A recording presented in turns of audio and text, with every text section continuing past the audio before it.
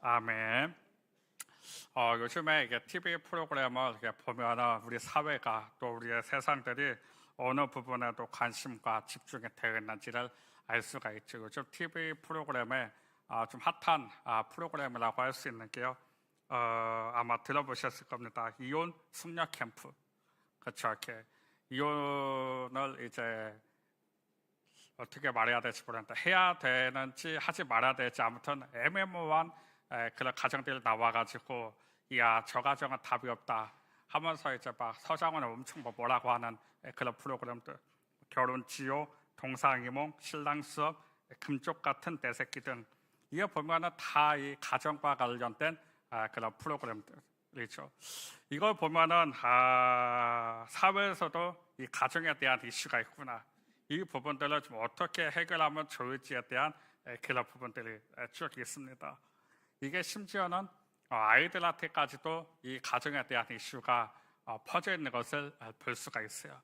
얼마 전 제가 첫째를 조금 이렇게 훈계를 할 일이 있어 조금 훈계를 했는데 첫째가 갑자기 아빠 잠시만 있어주시면 안 되겠습니까? 그래서 가만히 있고 갑자기 방으로 들어가더니 어느 책을 하나 딱 가지고 와요. 우은영 박사님 책을 가져오는 겁니다. 그리고 마지막 챕터에 쭉 보니까요, 자녀를 절대로 때리지 마라. 이 챕터를 거의 접어놨더라고요. 이때다 싶어서 그런지 그 책을 가져와가지고 저한테 펼쳐주면서 아빠 나를 혼내기 전에 이 책을 한번 읽고 아빠가 한번 느껴봤으면 좋겠어 라고 이야기를 하는 부분이 있는 거예요.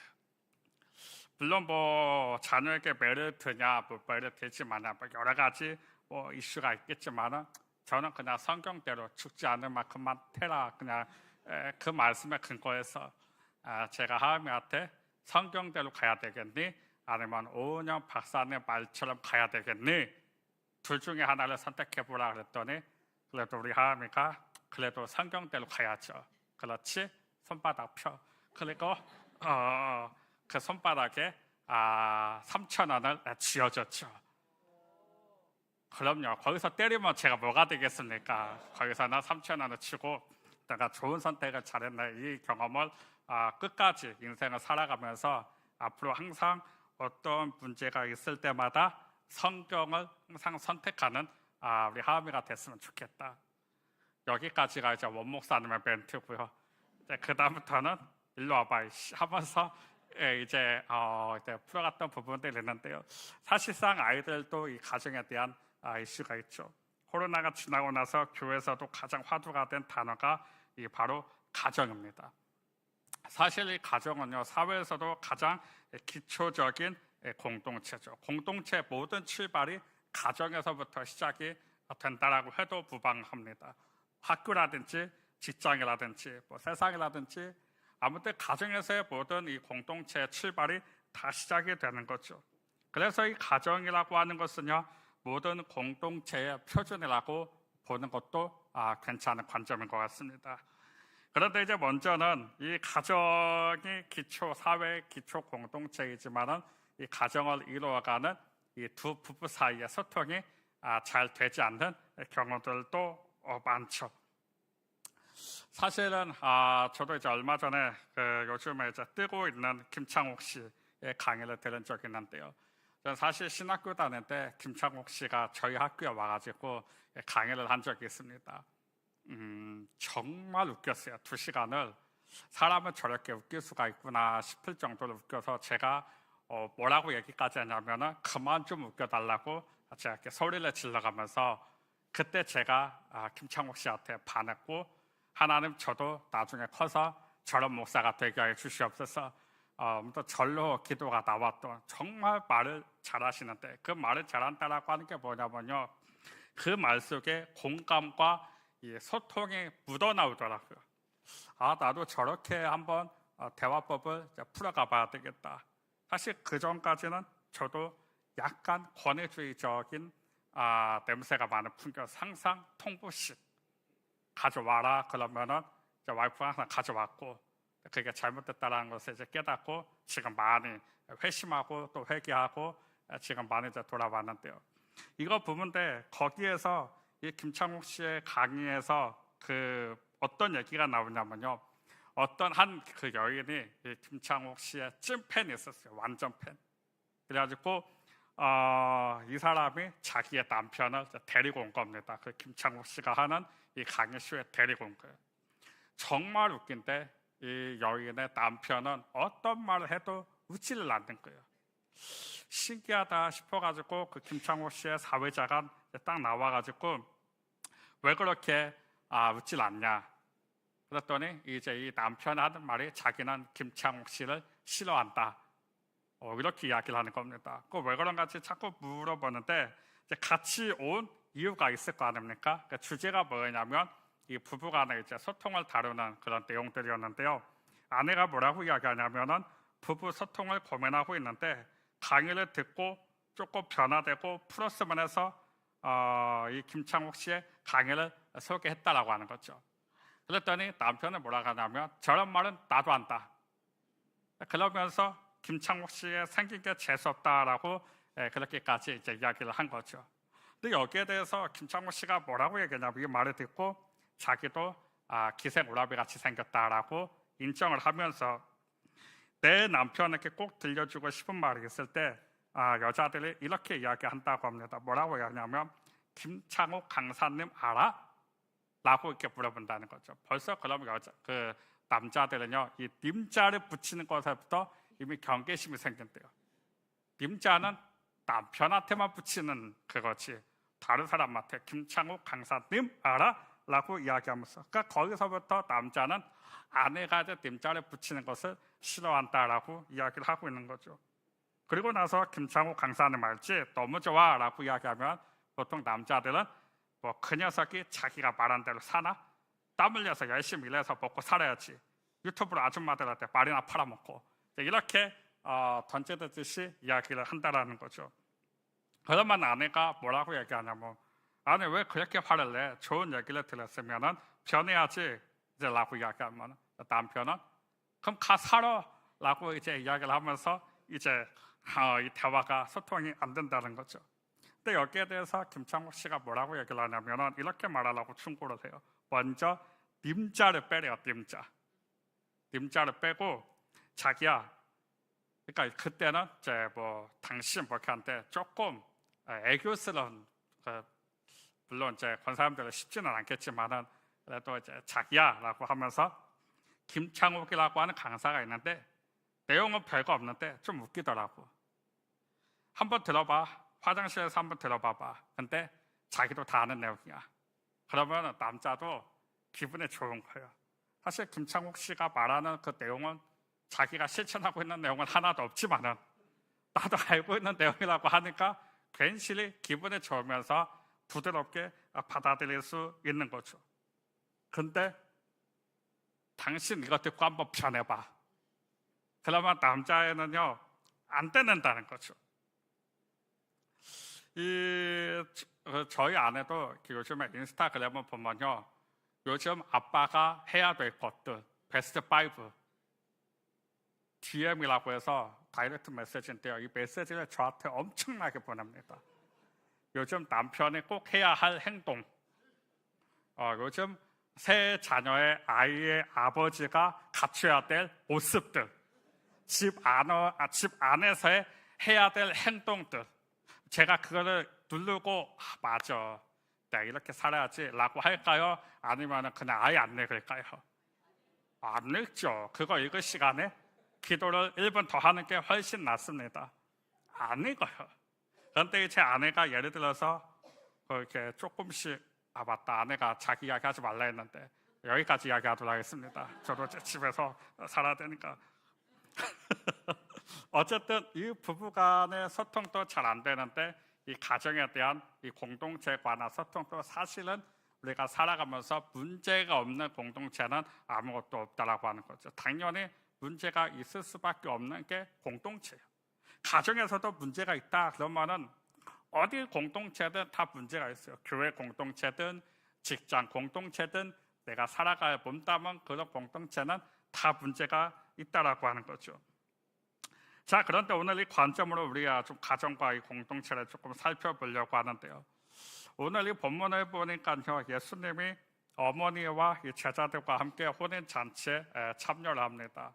참여를 하는데 그 혼인 잔치에 어떤 문제가 발생하냐면 바로 포도주가 떨어져요. 우리의 결혼식에서 단순히 음료수가 떨어졌다라고 하는 차원과는 완전히 다릅니다. 당시에 포도주가 떨어졌다라고 하는 것은 심각한 문제인데, 이게 뭐냐면은 그 혼인 잔치에 참석했던 그 사람들이 혼주를 고소할 수도 있는 상황이에요.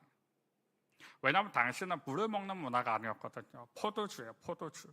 왜냐하면 이 물이라고 하는 거는 이 석회석 그 물질이 가득 담아 있다 보니까 항상 이 고대 근동 지방에서는 포도주가 쉽게 말하자면 우리식으로 말하자면 물이에요.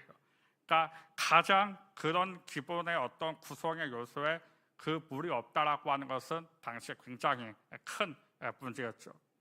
자, 그런데 여기에 대해서 혼인 잔치를 이 베푼 그 집에서 문제가 터진 겁니다.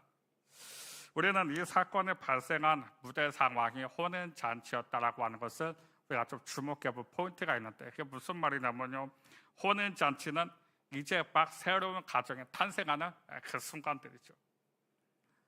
그래서 여기에는 새롭게 시작되는 가정이 포함되어 있습니다. 또 반면에 혼인 잔치는 부모의 몫이죠. 당시 고대 근동 지방에서는 이 혼인 잔치를 어디에서 했냐면요, 신부의 부모님 집에서 했습니다. 사실은 거기에서 혼인 잔치를 했을 가능성이 매우 크죠.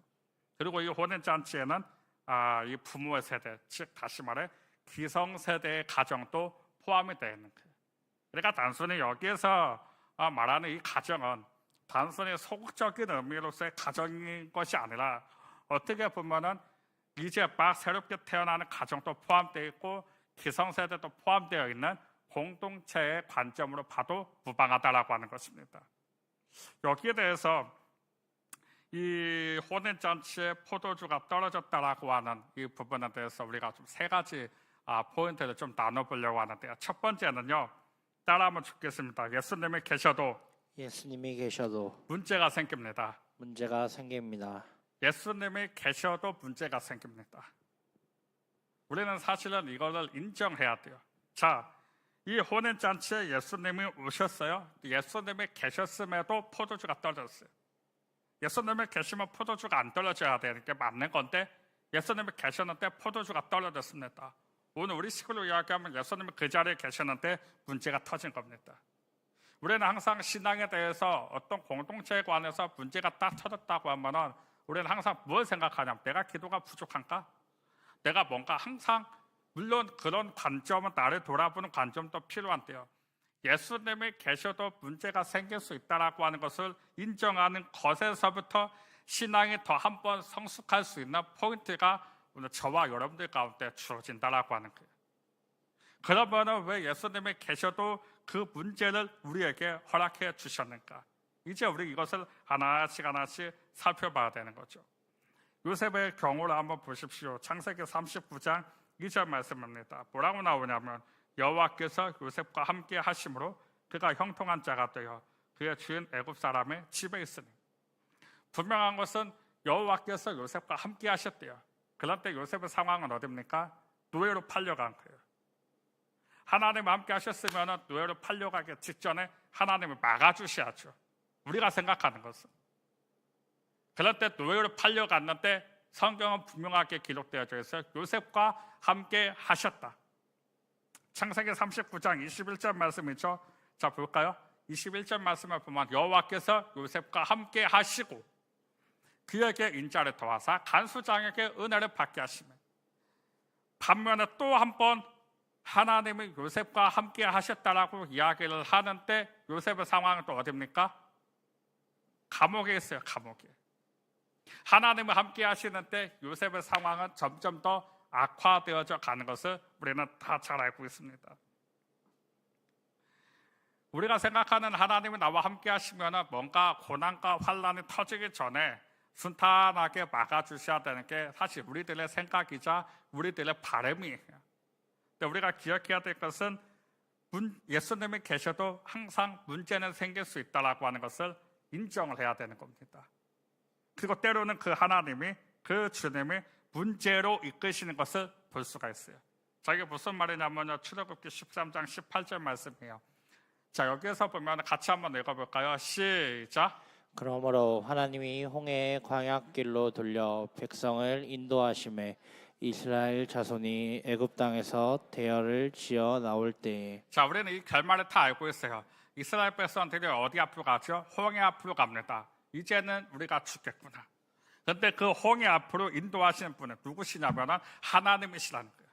이스라엘 백성들이 길을 잘못 찾아가가지고 어떻게 하다가 홍해 광야길로 들어간 것이 아니라 하나님이 길을 돌려서 백성을 인도하심에 정확히 하나님이 인도하셨다라고 하는 것을 알 수가 있어요.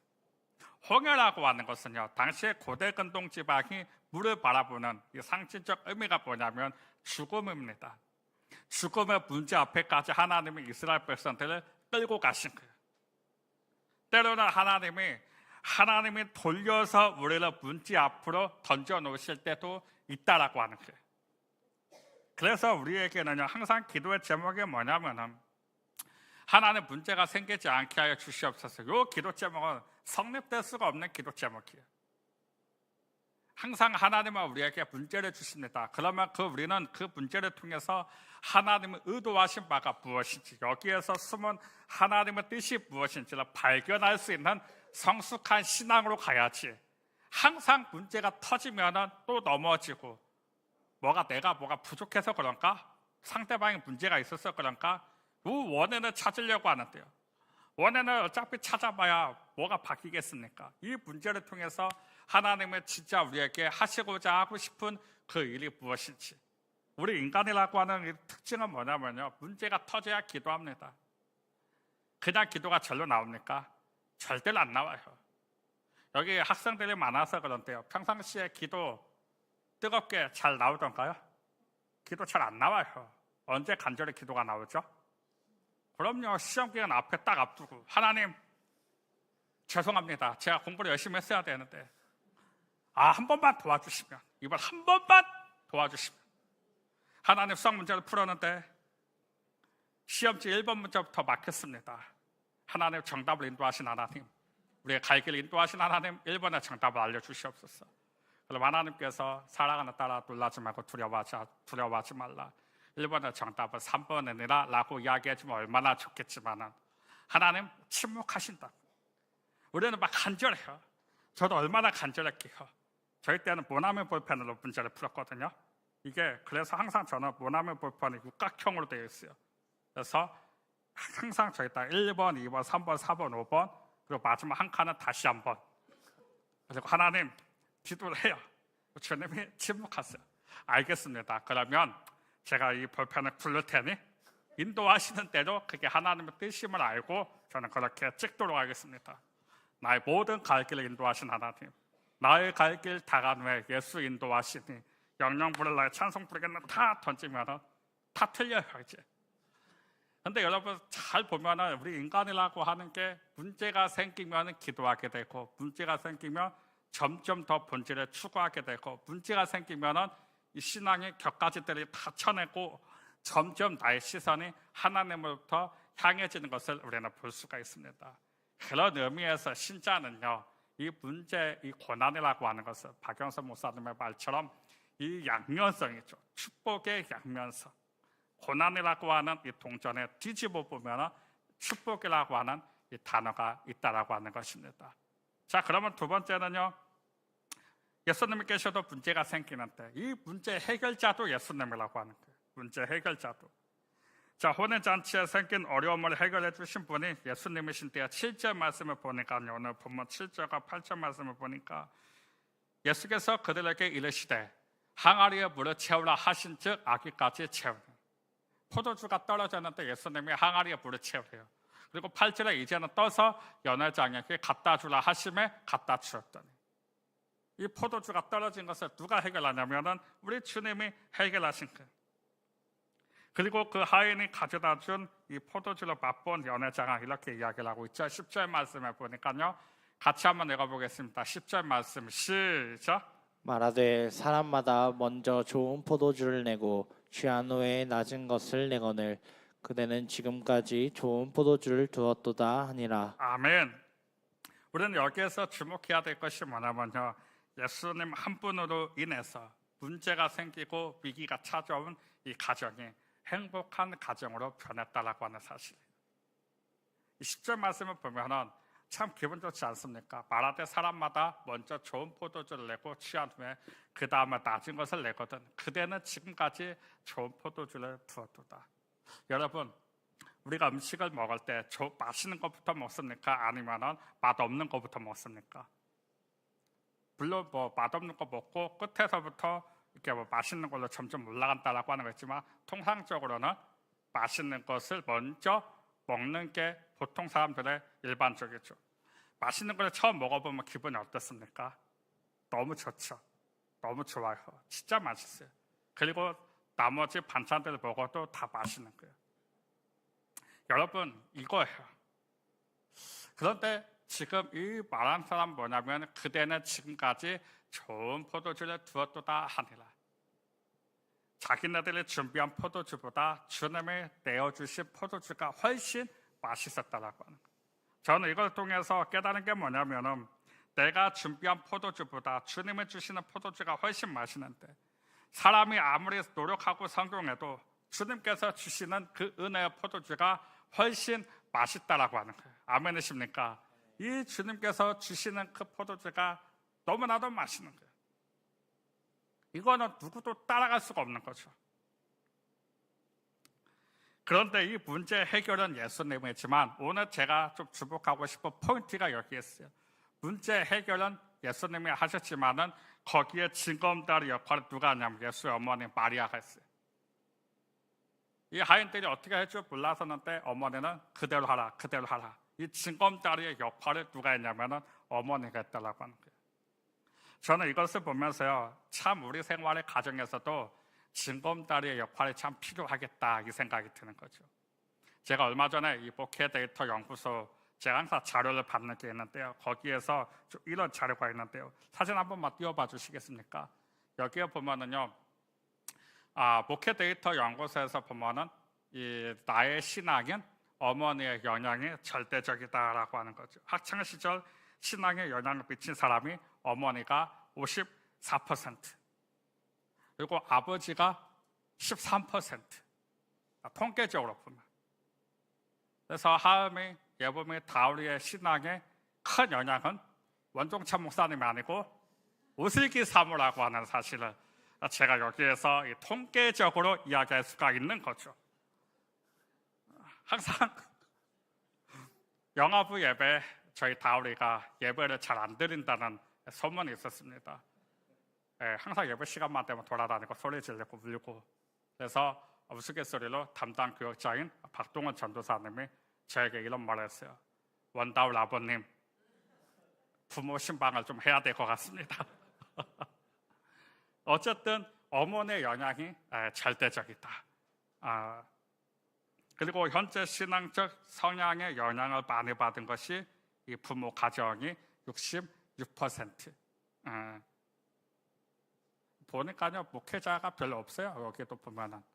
그러니까 그만큼 어머니와 이 가정에서의 이 징검다리의 이 신앙의 형성이 정말 중요하다라고 하는 것을 알 수가 있는 거죠. 두 번째 사진을 보면요, 부모의 신앙 수준이 높을수록 자녀의 신앙 수준이 높다라는 이 결론이 나왔습니다. 여기서부터 1단계, 3단계, 4단계 쭉 있는데요. 그러니까 부모의 신앙이 1단계면 자녀의 신앙도 1단계일 확률이 좀 높다라고 하는 통계적인, 물론 예외는 있을 수 있습니다. 예외는 항상 있을 수 있는데요. 통상적으로는 그렇게 간다라고 하는 거죠. 그래서 우리가 기억해야 될 것은요, 오늘 부모 세대의 또 저와 여러분들이 징검다리의 역할을 잘 해야 되겠다. 부모는 자녀가 하나님께로 가기 위한 징검다리입니다. 부모를 통해서 우리 예수님을 볼 줄 알아야 돼요. 저도 부단히 해냈어요. 제가 얼마 전에 정말 충격적인 걸 봤다니까요. 저희 하음이 핸드폰 한번 이렇게 살짝 봤는데 가끔 궁금하더라고요. 저를 뭐라고 저장을 했는지. 뭐라고 저장했는지 아십니까? 원목사님이라고 저장해놨어요. 우리 큰딸이 원목사님. 상당히 충격을 받았어요. 원목사님. 원목사도 아니에요. 원목사님. 아무런 이모티콘도 없습니다. 원목사님. 어쩐지 전화를 안 받더라고요. 근데 어쨌든 제가 뭘 경험하냐면은 정말로 징검다리 역할을 잘해야 되겠다. 사실 이 요한복음 2장은요, 예수님께서 기적을 베푼 가장 첫 번째 현장입니다. 그 첫 번째 가장 큰 힘이 되어주었고 가장 큰 징검다리가 되어줬던 사람이 예수의 어머니인 마리아였죠. 이때 그전까지는 예수님이 누군지를 몰랐어요. 사람들이 아무도. 갑자기 가나 혼인잔치에 오더니 그냥 항아리 떠가지고 갖다 줘라. 그리고 이게 포도주가 될 것이다. 이걸 누가 서포터를 해주겠냐고요. 예수의 어머니 마리아가 그 징검다리에 대한 역할을 하는 거예요. 그런 의미에서 오늘 징검다리 세대의 저와 여러분들이 제가 간곡히 부탁드리고 싶은 간절한 또 소망 중에 하나가 뭐냐면 자녀 앞에서 교회에 대한 부정적인 이야기를 안 해주셨으면 좋겠습니다. 그거는 자녀를 죽이는 일. 항상 자녀에게는 교회에 좋은 얘기만 해주셔야 됩니다. 아멘이십니까? 아멘, 아멘. 완벽한 교회는 없어요. 신학교에 다닐 때도 지상에 있는 교회는 불완전한 교회다라고 이야기해요. 어디를 가도 완전한 교회 없습니다. 그런 의미에서 자녀에게는 항상 좋은 얘기만 해주셔야 돼요. 물론 교회 생활을 하다 보면 힘든 얘기가 있을 수 있겠죠. 그거는 부부 선에서 끝내십시오. 자녀에게 절대로 들려주지 마십시오. 부모의 말 한마디가 아이들의 평생 신앙을 망칠 수도 있다라고 하는 거죠. 저는 이걸 다음 세대 사역 14년을 하면서 너무나 많이 경험했습니다. 제가 전에 사역했던 교회에서 8년을 있었는데요. 그 8년의 동안에 이제 얼마나 관계가 많이 형성이 됐겠습니까? 저는 이 신앙의 문제는 반드시 목회자가 또 지적을 해야 될 때가 있다라고 생각을 하는데, 제가 이제 청소년부 사역을 하는데요. 예배 시간에 핸드폰을 계속하는 아이가 있었어요. 저도 이제 어쨌든 몇 번이고 좋게 주의를 주고 몇 달 동안 계속 주의를 줬고 마지막 경고까지 했는데도 계속 예배 시간에 핸드폰을 하는 거죠. 그래서 제가 예배 시간에 핸드폰을 뺐었어요. 그 뺏은 이유는 다른 게 아니라 이 친구가 정말로 말씀을 잘 듣기 위한 바람이 첫 번째였고, 두 번째는 이 친구가 예배 시간에 핸드폰을 하니까 주변에 있는 옆 친구들이 집중을 못하는 거예요. 세 번째, 왜 이 친구는 핸드폰을 하는데 왜 우리는 핸드폰을 못하냐라고 하는 이 불평 불만들이 아이들 사이에서 나오니까 어쩔 수 없이 조치를 취한 거죠. 그런데 이 친구가 가정 예배 때 이거를 부모님한테 이야기를 한 거예요. 뭐라고 얘기했냐? 앞뒤 다 자르고 원목사님한테 핸드폰을 강제로 뺏어버렸다, 이렇게 이야기를 한 거죠. 제가 여기에 대해서 제가 나중에 들은 얘기인데, 여기서 만약에 부모님이 이제 두 가지 멘트를 던질 수가 있잖아요. 1번, 자 여러분들이 한번 판단을 해보시는 겁니다. 1번, 진짜 원목사님 그랬다고? 어떻게 목사님 그럴 수가 있어 예배 시간에? 그래도 핸드폰을 뺏는 건 아니지. 1번. 2번, 목사님은 다 생각이 있으셨겠지. 어쨌든 네가 잘못한 거야. 2번. 자, 1번입니까? 2번입니까? 너무 막 2번을 너무. 그러니까 그 부모님 뭐라고 얘기했냐면 2번을 얘기한 거야. 목사님 다 생각이 있으셨겠지. 그리고 그 다음 주일날에 와가지고 선생님들한테 자출시종 얘기를 다 물어봤겠죠. 그랬더니 제 앞에 딱 오셔서 90도로 인사하면서 죄송합니다 인사를 하는 거예요. 저보다 연배도 훨씬 많으셨는데도 왜 아니라고. 그리고 그 다음 주에 또 모자라서 저한테 또 오시더니 선물을 또 주시는 거예요. 또 아니라고 그만 좀 하라고. 제가 죄송하다고. 그래갖고 저도 막 인사하다가 서로 이제 바닥에 밀착해가지고 이제 나중에 웃으면서 끝냈던 경우가 있는데, 제가 이걸 보면서 참 감사했던 게 있어요. 만약에 그 부모님의 스탠스가 만약에 1번으로 갔다라고 하면요, 아마 또 분위기가 굉장히 어려웠을 거예요. 설령 목회자가 잘못했다 하더라도 지혜롭게 풀어갈 수 있는 방법은 얼마든지 있을 거라고 봅니다. 근데 자녀 앞에서는 그런 얘기들을, 그리고 그 자녀가 나중에 어떻게 되냐면 지금은 저의 아주 든든한 동역자가 됐고, 스승의 날 때 가장 먼저 연락해주는 제자, 그리고 제 생일날에는 막 이렇게 맛있는 것도 보내주고 지난번에는 한우를 보내줬더라고. 한우를. 또 돈이 어디서 났냐 그랬더니 아버지 카드를 썼습니다. 이렇게. 제가 말씀드리고 싶은 건 뭐냐면 예수님께서 문제를 해결해 주시지만은 항상 우리의 포지션에서는 징검다리의 역할을 해야 된다라고 하는 것을 우리가 꼭 기억했으면 좋겠습니다. 세 번째는요, 이 예수님이 문제를 왜 해결해 주셨는가라고 봤었을 때에 바로 하나님의 영광을 드러내기 위함인 거예요. 자, 오늘 본문 마지막 11절 말씀입니다. 같이 한번 읽어보겠습니다. 시작. 예수께서 이 첫 표적을 갈릴리 가나에서 행하여 그의 영광을 나타내심에 제자들이 그를 믿으니라. 아멘. 그러니까 예수님께서 계셨음에도 불구하고 문제가 생긴 이유는 뭐냐면 첫 번째, 하나님의 영광을 드러내게 하시려고. 두 번째, 예수님을 믿게 하시려고. 그러니까 우리 인생에 문제가 생겼다라고 하는 것은 뭐냐면요, 하나님의 영광을 드러내기 위한 전조 증상입니다.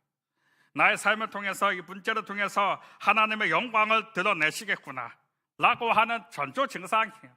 그래서 문제가 생겼을 때는 감정적으로 대응하고 싶고 뭔가 인간의 방법으로 좀 풀어가보고 싶고 그렇지만은 우리가 기억해야 될 것은 예수님이 그 문제를 풀 수 있도록 우리는 그 징검다리의 역할을 해주는 거죠. 예수님께서 문제를 풀면 행복해집니다. 내가 문제를 풀면 계속된 오답이 나오는 거죠. 오늘 이 말씀을 통해서 우리가 세 가지 포인트만 좀 기억했으면 좋겠습니다. 첫 번째는요, 예수님이 계셔도 문제는 생길 수 있다. 두 번째, 그 문제 해결도 예수님이 하셔야 된다. 다만 저와 여러분은 징검다리 역할을 감당할 뿐. 세 번째, 문제를 통해서 예수님은 하나님의 영광을 드러내신다. 믿으십니까? 오늘 함께 이 말씀을 붙잡고 우리 함께 좀 찬양으로 함께 좀 기도하며 나아가도록 하겠습니다. 주께 가까이 찬양인데요, 오늘 이 말씀을 붙잡고 하나님, 우리의 인생 가운데 또 문제가 있을 수 있습니다. 아니면 문제가 생길 수 있을 것 같습니다. 그러나 그 문제를 통해서 그 문제 해결을 예수님께 떼어드리고, 그리고 반드시 그 문제를 통해서 하나님의 영광이 드러난 우리 한 사람 한 사람, 우리 가정들, 또 우리의 공동체가 되게 하여 주시옵소서.